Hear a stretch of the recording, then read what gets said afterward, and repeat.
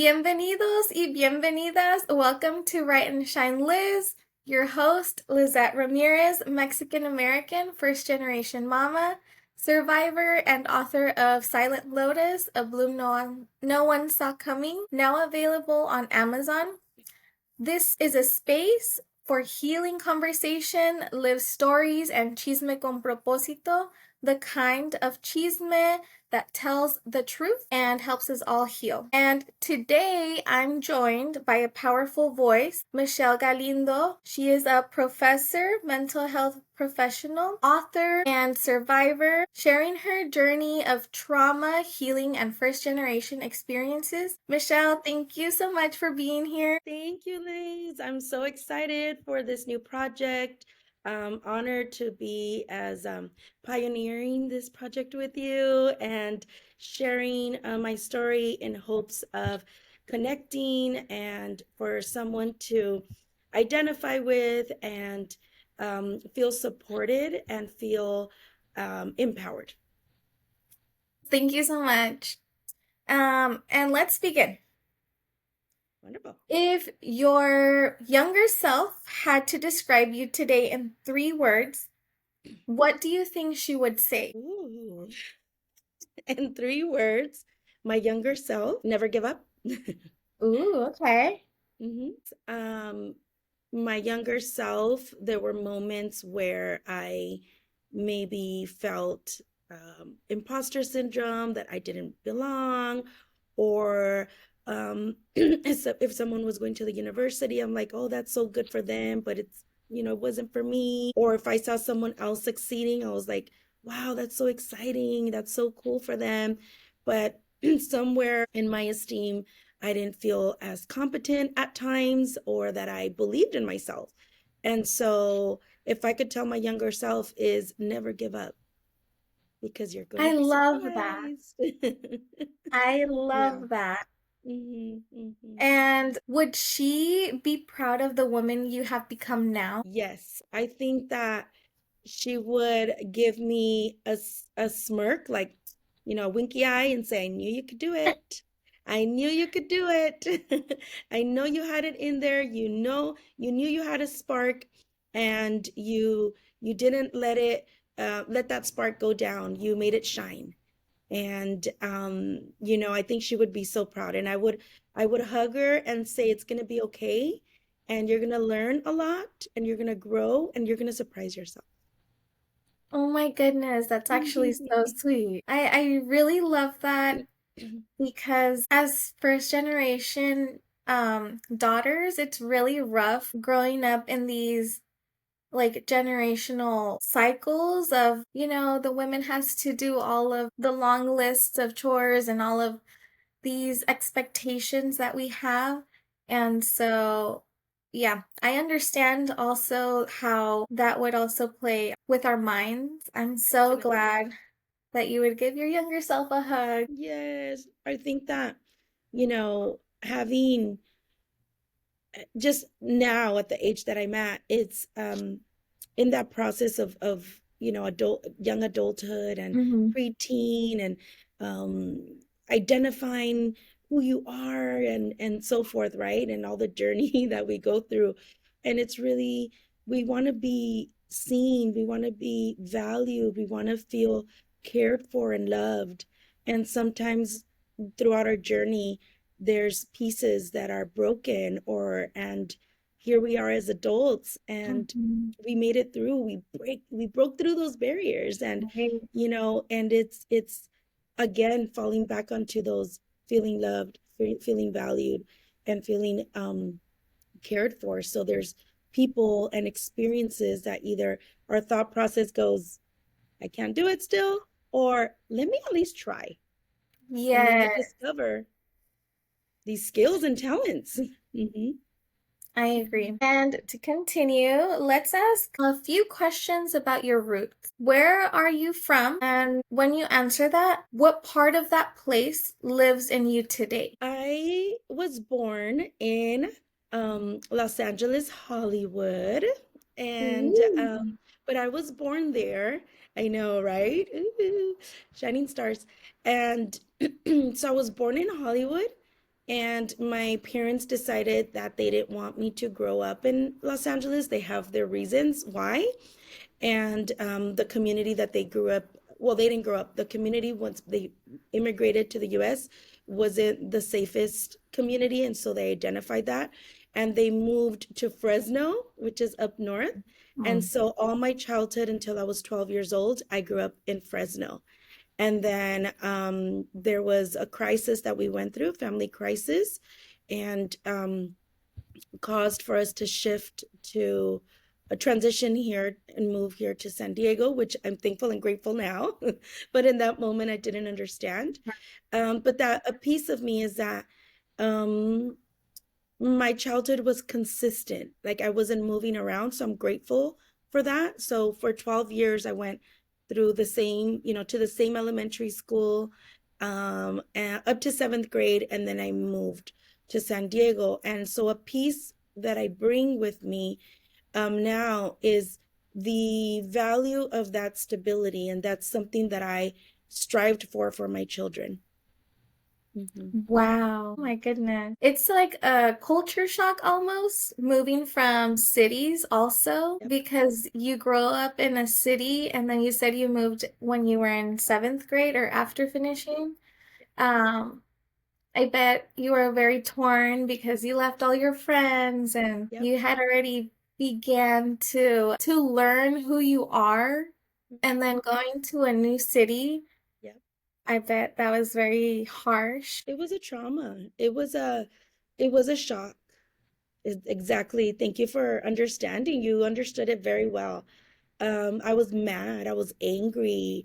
I became rebellious. They're like, quiet, sweet Michelle, what happened to her?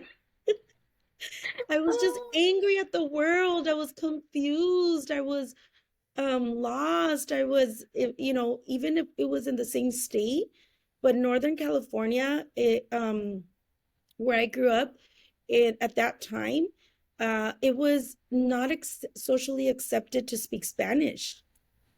No podíamos hablar español. It was looked down upon. So when my mom would pick me up, or she would, have meetings at school, I was like, Mom, like, do not speak to me in Spanish because I get made fun of. Before the word bully wasn't really used, but it was like, I'm going to be kids, they're going to make fun of me and so forth, because I would hear when students, classmates would speak Spanish, like the words that they would tell me, I was like, oh my gosh. And then you just become conditioned to, like, you adapt to, like, okay, this is Yeah. acceptable, this is not, and you just live with it. Then I come to San Diego and I live in Chula Vista, and everyone is speaking Spanish, and I'm like, pocha, and they were saying some Spanish words. I'm like, what are they saying? Are they making fun of me? Are they like, I have no idea. It was like, now here it's encouraged to speak Spanish. And Mm-hmm. so I was used to speaking more English. It was confusing, and to fit in and so forth. It took a while. Hmm. Wow. Oh my Yeah. goodness. And yeah, now they encourage the dual immersion at all some schools.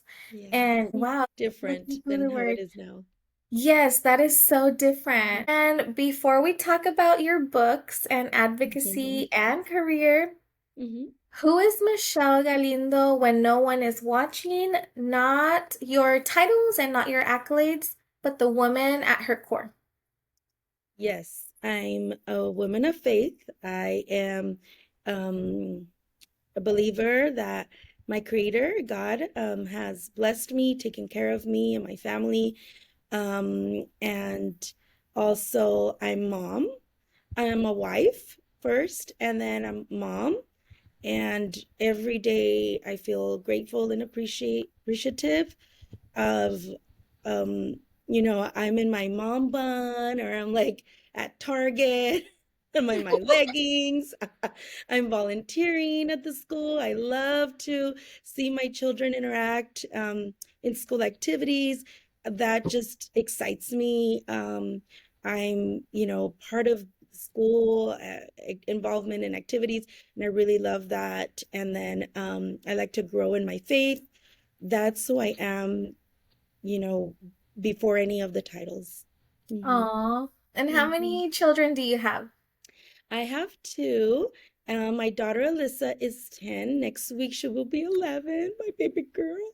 And I know, little preteen, cute preteen.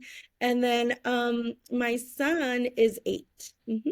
And talking about Wow. bilingual, my son is in the dual immersion. Alyssa's in the English, but Wow. um yeah, and so yeah, it's something that I value for them to speak both languages, Both understand and languages. speak. Yeah. Yeah, that's great.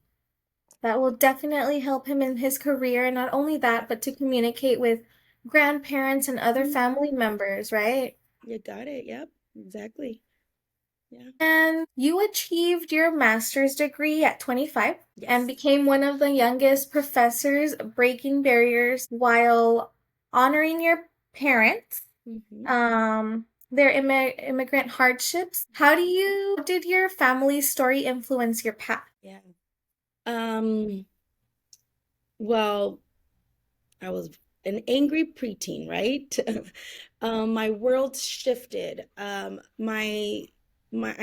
thankful for the experiences, but also it's part of my like trauma.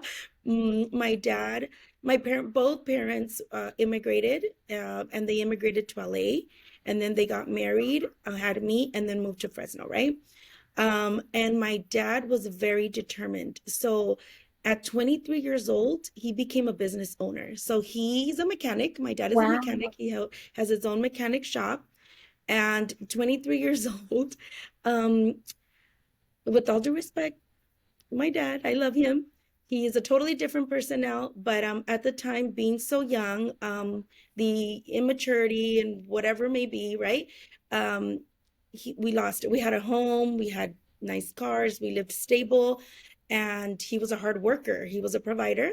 He is a provider, but got sidetracked or influenced, and we lost everything.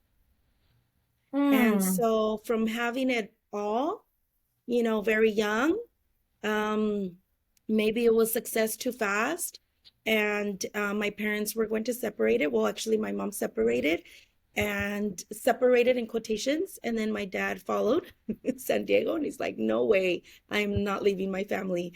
And so my mom was like, "Okay, well then you need to do A, B, C, D," and thankfully it worked out. And my dad is a totally different person, but I'm saying it like very lightly what happened, but that that stayed with me, that big change, because I had to adjust in a middle school, a community that I wasn't familiar with. The culture, like you said, I had that culture shock that I feel like lacking that sense of belonging, like the way people talked, the way they dressed, the way they carried themselves. It Mhm. was just totally different. Um, I was finding ways to at least connect with one person. I was always interested in fashion. I like to I've had a long hair, I remember, and I like to I was really, I just loved fashion, right? And that was what caught other girls' attention. They're like, "Oh, I like your hair. You're the new girl, right? I like your Oh. shoes. Yeah, you have a cute outfit." And I was like, I would never have thought I was going to be a professor, speaker. I was so Wow. shy. Like my stomach would hurt. Like I felt my sweaty palms every day. I would go to the nurse and I'd be like, "I'm sick," because I didn't want to be outside in lunch. And like that's why I say that little girl would have been super surprised at what I've accomplished now. But I also think that those experiences push you. And I think seeing my dad, like he promised my mom, like, "I'm going to buy you a house for our children and it's going to be better. And I'm going to get my business back and I'm going to continue to be a provider." And it took him 6 years and he bought our home again. 6 years we lived with my grandma. It was a full house. That was chaos.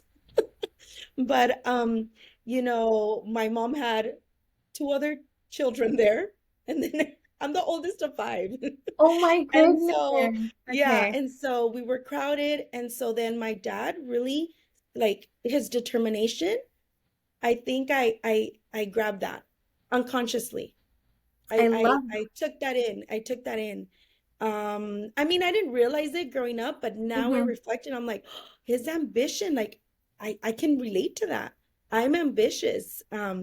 And but you know, I was still growing up and then um eighth grade I came here and then you're in high school and everyone has their group of friends from kindergarten, first grade, and I'm like, hi. You know, I still felt like the new girl, The even new though I had a girl. year here in eighth grade. I had a little group of friends, but it's not, you know, who you grew up with. Like they had their stories, and I'm like a listener. And then you try to fit in, and then they would do things that I was not familiar with, and then maybe did things that were not safe or at least observe some things. And I, you know, I didn't, thankfully, nothing happened to me, but just Mhm. being in situations that I don't think I would have been with my group of friends, um, you know, in Fresno. And then in high school, in elementary, I was like star student. I had trophies, certificates. I was very competitive academically. Like I want to be the Wow. first one done with my spelling test and my multiplication test. I was like very competitive with myself. Like I would look around like who turned the paper around. I wanted to be the first one done. It was me. And so coming here, I was so focused on fitting in that Hmm. academics was just like not a priority at the time. Oh man. Yes, I I know. really resonate with what you said about feeling sick to your stomach. And I didn't catch that until my own daughter in elementary school was in the nurse's office daily, daily. And then I'm like, what's going on? So then I Yeah. started Yeah. thinking, I'm like, well, maybe she has a bug because it's been days. I just need to ask her what's going on. And so I'm asking her, and she's like, well, I don't know. It's just that there's a test going on. And then I'm like, whoa. I'm like, throwback to elementary school for me. And then I'm like, well, what subject is it? And she tells me, I forgot what subject it was, but she would get very nervous for that subject. And so then the Mhm. following year, it was towards the end of the school year. So next school year, I set her up with the counselor, and she was able to learn techniques on how to lower that anxiety before tests and for that specific subject. And so, I mean, now she knows better, but that was a throwback. And I'm like, wow. What a supportive mom you are. You're so aware Ah, of her thank needs. That's thank amazing. I you. mean, just having you there present and knowing, learning what she needs and then finding the resources, you know, like that's what we all want. And every mom Yes. does their best, you know. I'm not pointing a finger to my parents. Mm. Every parent does whatever survival or whatever is best in that moment. But that's amazing that you were able to support your daughter. Yeah. Yeah, thank you. And what challenges did you face as a first generation Latina in your professional space? And what did you learn about resilience along the way there? Yeah. Great questions. I love your questions. So I want to start back on a turning point. So continuing on to that story, right? I'm trying to Mm-hmm. fit in. I do have like a group of friends. I didn't really identify with them, but you know, it was kind of fun hanging out with them. Um, and you know, you just want to have at least one person that you can hang out with, right? So ninth grade, freshman, sophomore year, my grades were not good. I would start to skip school. And that little Michelle in Fresno would have no idea. I was like, university, I'm gonna be a young. I always wanted to be a teacher. I knew that. And I was like, I'm gonna be Wow. professional. You know, I remember I would say that as a little girl. Mhm. And then so what happened is that come 11th grade, I'm doing my makeup. There's a movie on in history class, and the I didn't even know the teacher was right in front of me. And the teacher was asking me questions, and I had no clue. I was like, "Oh, does my lip liner look good?" You know, I was like focused on my makeup until I hear everyone's quiet, and I kind of turn around, and everyone is staring at me with like a little smirk, like, and I had no clue he had my mind was out of nowhere. And he's like, No. Michelle, Michelle. And so with that, he said something that really struck me. He said, you think that you're pretty low? He's like, I've asked you this question 3 times. You don't know how to answer it.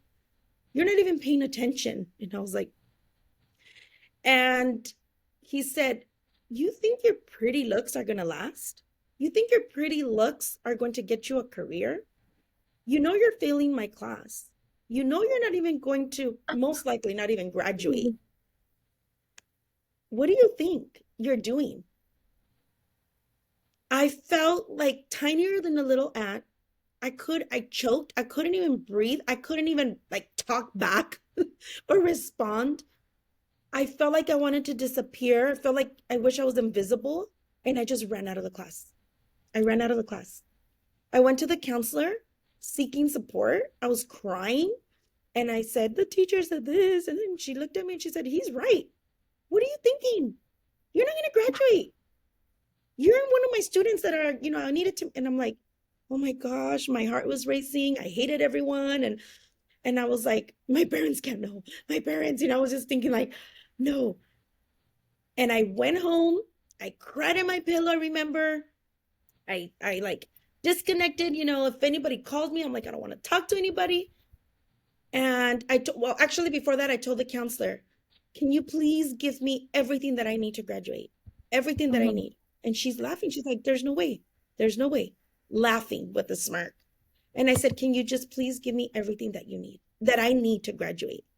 And she said, well, you need to go to adult school. You need like 3 more classes. You need to go to a learning center and all the independent study. And I was like taking all the papers and I'm like, yes, yes, yes. And I went home and I created a plan for myself. No life, just school. And I came back to the counselor the next day and I said, okay, this is what I'm going to do. And she's like, there is no way. And I said, this is what I'm going to do. And I was determined. And I remember there were days that I never drank coffee. I just know that coffee like made you wake up, and I would make my coffee and I would like feel like jittery, and I didn't sleep because I was doing homework and doing homework. And my mom was like, are you okay? I'm like, yes, yes. I didn't want them to find out. And I finished. I did all the credits that I was failing from 9th grade, 10th grade in 1 year. Because Oh remember, my I just God. needed 1 more year to graduate. This was 11th grade. Mm-hmm. And I did it. And so what that did, like that strong no, like, no, you're not, no, you're not, no, you're not. I was like, yes, I am. Yes, I am. I got this like urge that no matter what was in front of me, I was like, move out the way because I have a goal. And it's like if nothing mattered, like I knew where it was going. I love that. I remember that direction. And then after that, it was nonstop. Wow. Well, there was something else too, but there was something else that kind of like went pulled me down again. But I graduated. I graduated. Yeah. And the And first person to give me the handshake, guess who it was? The history teacher. He was oh the my first one in the row, like when they started gosh. handshaking, I was like, I don't say bad words. I didn't grow up, so I don't feel comfortable saying them. So all the bad words came to my mind. Like I wanted to say like that. And I did it. I was like, oh mad. He's like, oh, congratulations, you did it. And I wanted to like, really? Mm. But in a way, I wonder if he wouldn't have told me that. I mean, and then you had also seen how your dad um was determined to get his family back, so maybe that also touched in there, and like all those no's were like, meh, no, no, no, Watch the me. boo boo. Watch me. Yeah, and you're like, yes, yes. Yeah. Hmm. Wow. Hmm. Yeah, what a powerful move you made there. Oof. That was a lot of work. At 27, you married. How did that experience shape your understanding of faith, strength, and survival? Well, when I graduated from high school, I was dating. I had a relationship really young when I was 14 years old, on and off relationship through high school. It's not who I married. Hmm. But at the time I thought, that's who I'm gonna be with. And it wasn't the healthiest relationship. So on and off, broke my trust with just teenage stuff like cheating and all of that. So all the way to like 19 years old. I dated him on and off, the guy from high school. And the turning point that I really was like, it's really, really over, is when I found out that he was seeing my best friend, or so-called best friend, right? Oh And my so God. that was so hurtful for me. And I just also thought, like, what am I doing? Like, why am I forcing myself in something like unrealistic? Like, it's not what I want for my future. If I can't trust, and I have sisters, right? So this is how I thought, and made me stronger. I thought, if I can't trust him with a friend, I don't think I could even trust him around my sisters. I don't know. That's how I just saw it. And Yeah. I'm like, I'm done. I'm totally done.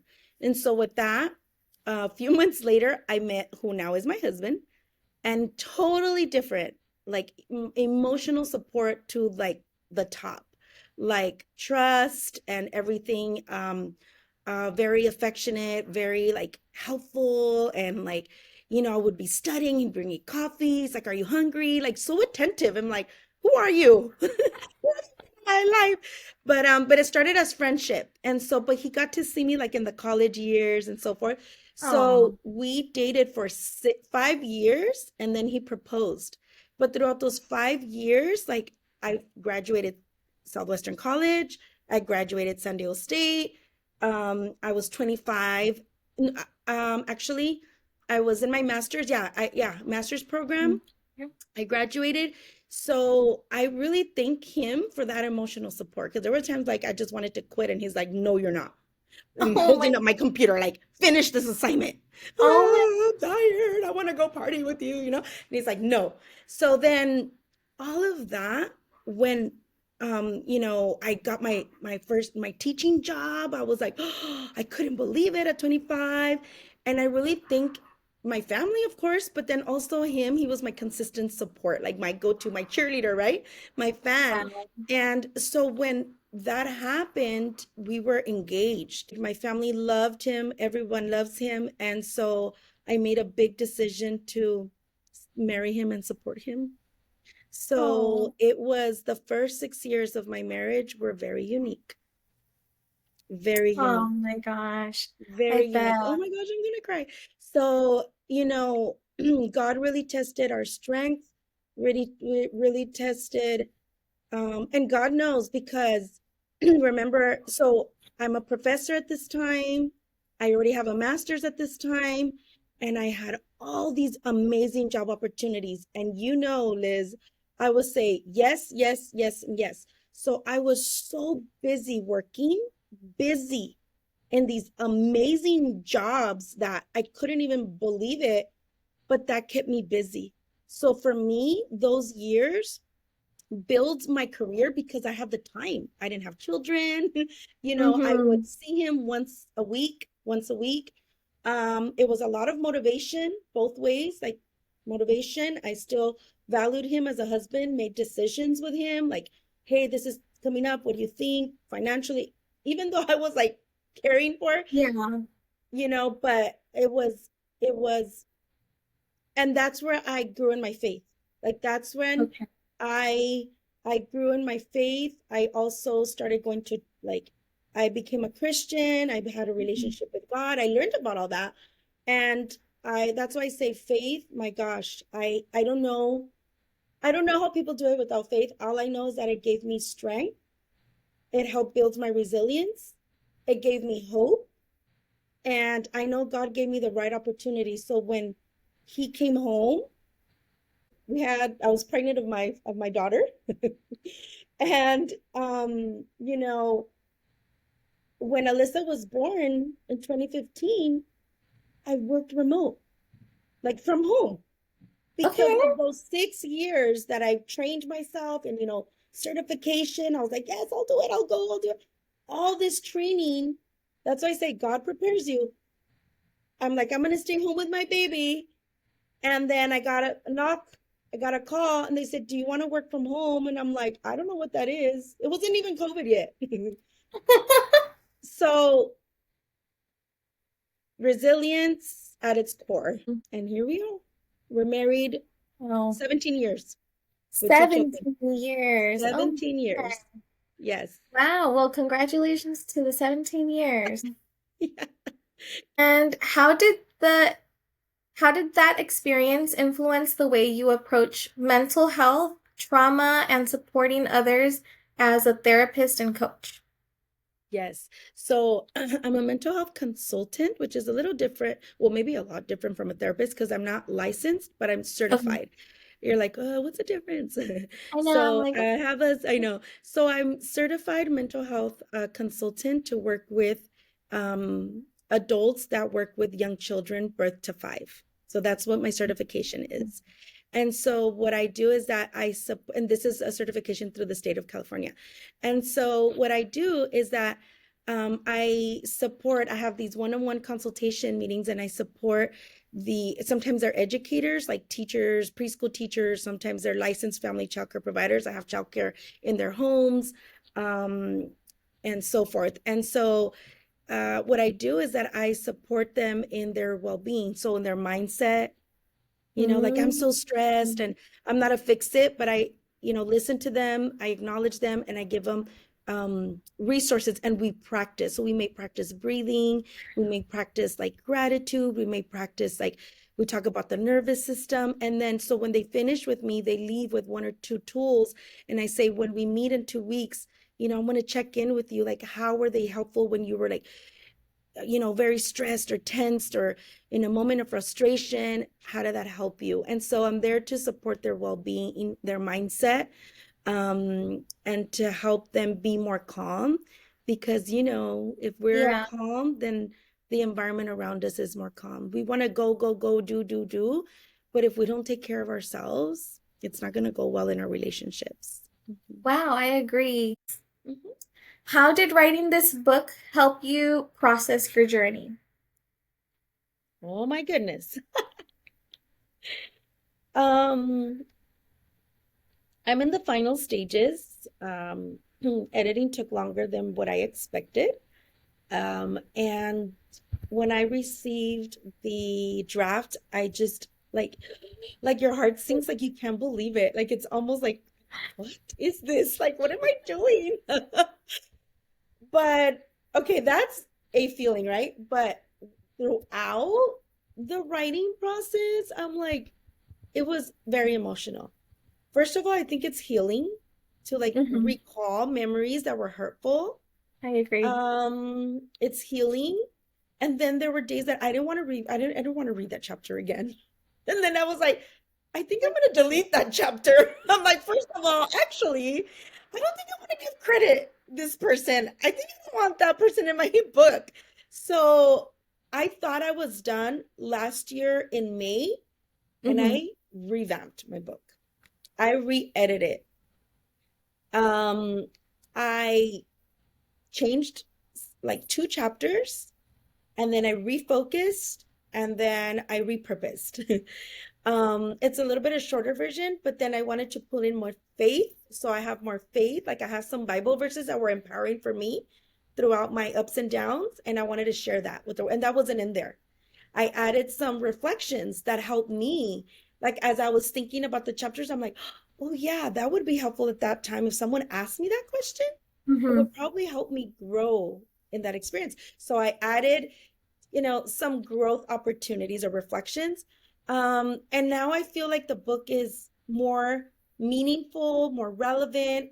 I feel empowered. I just feel so grateful, so humbled, and also nervous, very nervous to Huh? share because it's so private, right? It's so private. And I'm like, the imposter syndrome comes to no matter, I'm sure, like the president of the world, no matter your title, because it's yours, it's pieces of your story that happened. Yes, you overcame, but I'm like, okay, the world is gonna know. I agree. I agree. Yeah, It's a yeah, little nerve-wracking. yeah, yeah. And what message do you most want readers to carry with them after reading your book? So my subtitle is but first of all, my book is in Spanish, intentionally. My thought process. English because I remember elementary is English, but then Hmm. living here in San Diego and most of my job opportunities are because I'm bilingual Spanish. So a lot of Okay. my work is Spanish. I deliver in Spanish. I work with the Spanish speakers. So I've learned to professionalize my Spanish. I've learned over the years. The way I speak in Spanish now is not when I came or even when I started my career. I'm Uh-huh. proud of myself in that. But I've worked very hard for that. And so, because my book is in Spanish, Alcanza tus sueños, my headline is that teacher's, that turning point. Convierte tus no en sí. Uh-huh. So it's like, and so yeah, like no's are gonna come to you either through obstacles or people or family, whatever it is, right? And what are we gonna do about it?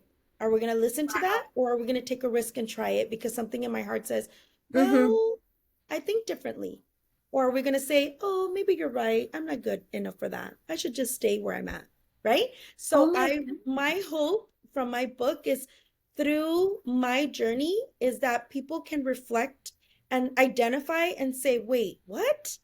I had a teacher tell me that, or my parent told me that, or, my best friend told me that, or whatever it is.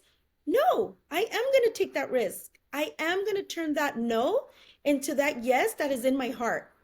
That's knocking in my heart, but I'm scared, I'm nervous, whatever it is. Take that risk. So the message in my book is the no's that come to you, turn them around, take a risk, and do what your heart. You know inside Oh of you my that you can do goodness. it. Believe it in That yourself. is powerful. That is so powerful. And I know a lot of readers are going to resonate with that teacher or that adult in their life that Mhm. made them feel so low, Mhm. right? But they Oh didn't my matter. But goodness. everyone has a purpose in this life, and everyone has talents. Everyone is gifted in an area. It's discovering where that talent is Yes, and provide that service to our community. And then the provision, the financing will come. I believe that. I Mhm. believe that too. And Amazing, Liz. this space is about the kind of chisme that heals. What's one hard truth about healing, first gen pressure, or mental health that our communities often avoid saying out loud? You know, when I started my career as a first gen, I'm the first woman in my family with a professional degree, Mm. um, as a professional woman. And so because my mom's the oldest, and so I'm the oldest, uh, and with that pressure, like even if I asked my parents, how do you fill this out? It's like, I don't know, I no sé, mija, it's like pregunta. So figuring things out and then actually succeeding in asking questions or going to the right people. Um, the thing with first gen in my professional career, I had a lot of self-doubt. When I got hired, people would say, "Oh, I was one of the youngest, like the professor." And not only as a professor, because I'm part-time professor, but in my full-time job, I became a coach to teachers and a trainer very early at that age too, like 25. And so there's teachers with way like my age now, right? And so, and people like my coworkers were like, "Oh, how cute. Whose niece are you? Or whose relative are you? How did you get into this job?" And I'm like, I got interviewed. I don't know anybody. And I got asked that a lot. So that made me feel bad. And sometimes I Mhm. felt like, should I be here? Is this right? Do I know what to do? Mm. Like I started feeling inadequate. And inadequacy is Yeah. a feeling that I learned that first gens feel. Like I don't fit in. Maybe I'm not good enough.